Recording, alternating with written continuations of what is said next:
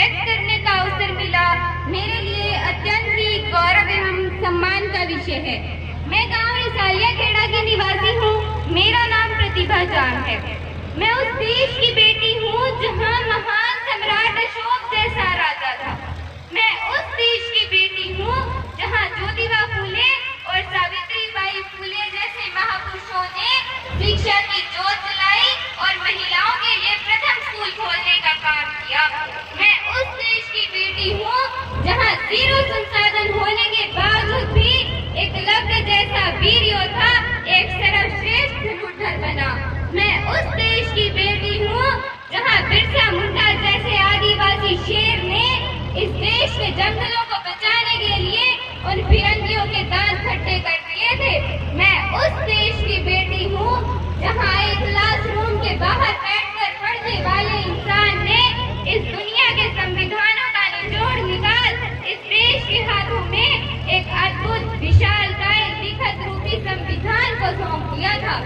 माननीय मुख्य अतिथि व उपस्थित सभी महानुभावगण, आज मैं आप सभी के समक्ष डॉक्टर बी.आर. अम्बेडकर के प्रति अपने कुछ विचारों को प्रस्तुत करना चाहूंगी कि 6 भाषाओं के ज्ञान के साथ और 26 डिग्रियों के साथ जब वो शख्स भारत में लौट कर आता है तो कभी कल्पना भी नहीं की थी कि सब छुपाने के लिए छठी जाति छुपा कर मिलेगी। अफसर बनकर बैठा तो कभी कल्पना भी नहीं की थी कि वहाँ का चपरासी पीने के लिए पानी नहीं देगा और फाइल भी अधीनस्थ होकर फेंक कर देगा।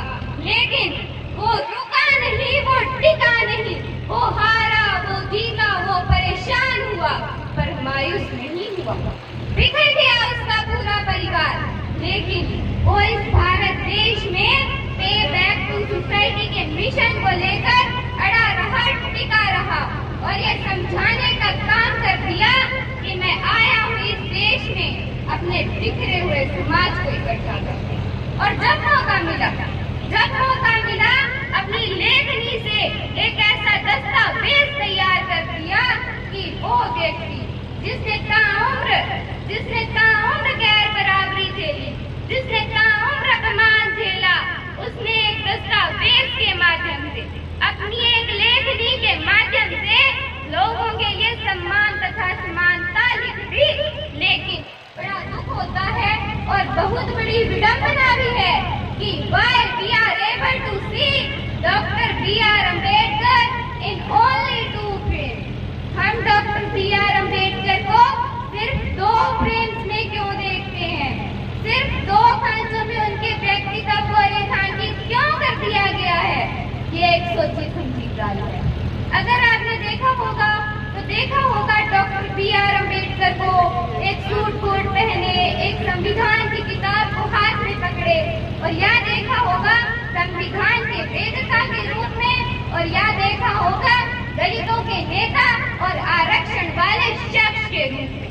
लेकिन मेरा ये सवाल आपसे है, ये सवाल इस देश की राजनीति, इस देश की सत्ता, इस देश के भविष्य से है कि मुझे यह बताने का काम करिए कि जब जवाहरलाल नेहरू, लाला लाजपत राय, इन सबको जितना हमने जाना, जितना हमने सुना, ये सब के सब जब क्रांति के वाहक है, ये सब के सब जब जंगे आजादी के नायक है, ये सब के सब जब अखिल भारतीय नेता है, तो इस देश के संविधान के निर्माता डॉक्टर B.R. अम्बेडकर सिर्फ आरक्षण के जनक कैसे हो गए?